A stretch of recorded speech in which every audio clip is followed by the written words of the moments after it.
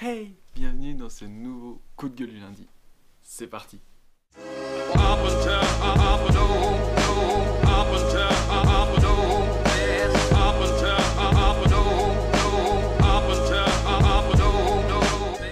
Donc aujourd'hui, nouveau coup de gueule du lundi. On va traiter un truc assez important à mes yeux parce que j'ai vu qu'on me le reposait pas mal après m'avoir parlé de ma vidéo sur le lancer. Comment je tiens exactement mon peg, c'est assez flou pour beaucoup de gens. Donc je vais vous expliquer aujourd'hui comment je tiens mon peg et comment vous pouvez le tenir en fonction de votre longueur de doigt. Donc ceci est un peg. Donc ça c'est un de mes pegs perso, donc il n'est pas fini de poncer, donc il est encore très gros. Comparé à un peg normal, il est assez fat. Donc il fait 5 cm de haut par 1 cm 3 de large par environ 2 mm et demi d'épaisseur au centre. Comment tenir un peg? Donc celui-là est en aile de mouette, je pense que vous pouvez voir. Il est profilé en aile de mouette. Donc pourquoi aile de mouette? Parce que si vous faites comme ça ressemble au dessin d'une mouette. Pour la petite anecdote. Donc comment tenir son peg? Vous voyez les doigts, moi en fond, mes deux mains, mon majeur ne fait pas la même longueur par rapport à mon index. Ça c'est pareil chez tout le monde. Vous n'aurez pas des doigts qui font la même longueur. Donc en fonction de si c'est plus comme ma main gauche ou ma main droite, vous ne tiendrez pas votre peg de la même façon. Donc moi mes pegs, généralement je les mets à la verticale. Je ne les incline pas, les incline pas dans ce sens-là, donc le bas vers l'avant, d'accord, ni le bas vers l'intérieur, le haut vers l'extérieur. En général, je préfère les garder verticales. Alors, pourquoi? De façon mécanique, que ça ne force pas à casser le saumon. Mécaniquement, c'est mieux d'avoir le peg vertical. Aérodynamiquement, peut-être que ça change quelque chose, je ne sais pas. Mais ce qui fait que du coup je ne tiens pas mon peg de façon symétrique avec les doigts. J'ai tendance, donc vous voyez, regardez,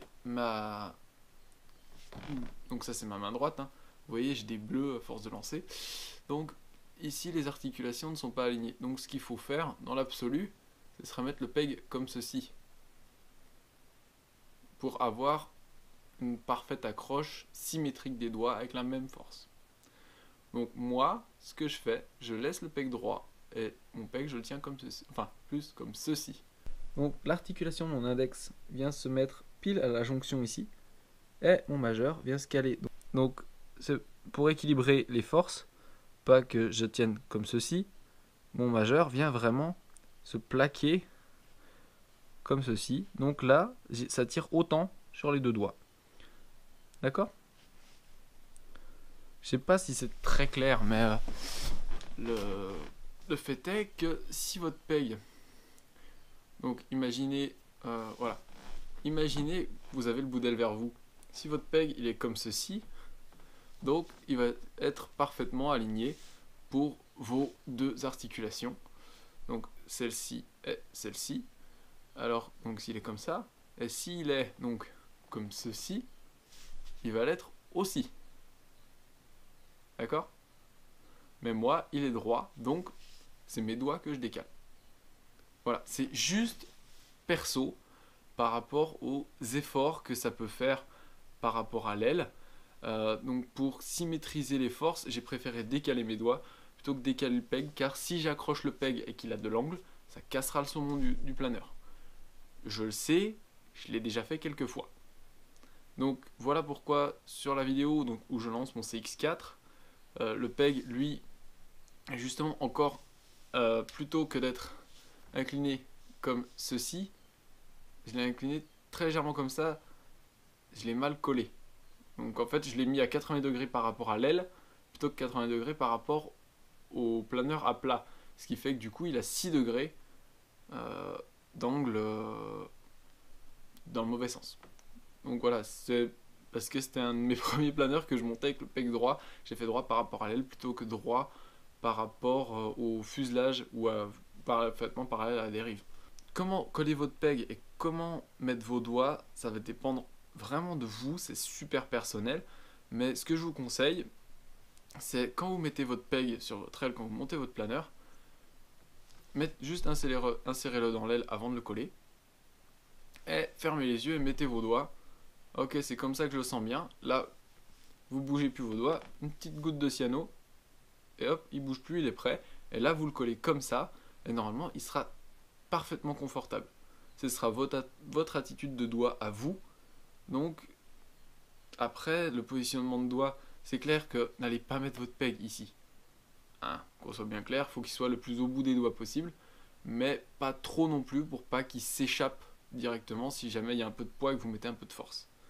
Donc moi, je le tiens comme ceci, je le répète, hein, à l'articulation ici de l'index et l'articulation du majeur qui est légèrement dessus. Donc voilà pour clarifier un petit peu tout ça. Donc votre peg doit être le plus confortable possible. Moi les miens, je les crochette un peu plus et je les mets donc sans offset. Il y a aussi un petit peu ça, le fait de ouvrir, donc pareil, là vous avez le bord de fuite vers vous, le bord d'attaque vers moi. Le fait d'ouvrir le peg comme ceci pour que le planeur s'échappe plus facilement des doigts, ou de fermer pour que le planeur reste plus dans les doigts. Moi, en général, je me mets à 0. Donc, je fais en fonction de comment je ponce le bord de fuite et le bord d'attaque du peg, pour si je veux, s'il accroche trop. Au départ, je fais pour qu'il accroche trop et je ponce jusqu'à ce qu'il accroche juste ce qu'il faut. Donc quand c'est les pegs du commerce, en général, ils arrivent tout faits. C'est assez difficile pour moi de trouver mon truc, donc c'est pour ça que maintenant j'ai mon peg perso. Je le laisse carré au début et je le ponce petit à petit. Voilà. Donc le calage du peg, ça va être aussi en fonction de votre lancer. Donc à quel moment vous relâchez le planeur à la fin de la rotation. Le peg, c'est quelque chose de super perso et je me suis rendu compte que personne n'avait la même façon de lâcher le planeur, de tenir le peg. Donc, je vous ai peut-être dit une bêtise dans la vidéo de lancer en vous disant comment tenir le peg. C'était un exemple, mais ce ne sera pas forcément la façon qui vous conviendra le mieux pour vous. Essayez votre truc. Si votre planeur arrive avec le peg déjà collé, dans ce cas-là, vous pouvez vous y faire. De toute façon, si vous débutez, ça n'aura pas une incidence énorme sur votre lancer. Il y a peu de chances que vous fassiez mal. Par contre, si vous avez la chance d'avoir un planeur neuf avec le peg que vous montez, montez-le bien avec votre offset à vous, etc. pour que vous vous disiez « Ah, là c'est confortable ». Voilà. Une fois que vous pouvez vous dire « Là c'est confortable », ma foi, vous aurez trouvé la bonne chose. Voilà, c'est tout pour aujourd'hui. J'espère que ça a clarifié un petit peu cette vidéo que j'avais faite du lancer. Si vous voulez une nouvelle vidéo du lancer pour que j'explique un petit peu plus certaines choses et que je passe sur d'autres choses, n'hésitez pas à me le demander, je suis prêt à refaire une vidéo. Si vous avez envie que je fasse des vidéos, enfin que je recommence les vidéos style vlog, donc où vous voyez un petit peu ce que je fais dans la vie de tous les jours, n'hésitez pas à le dire en commentaire.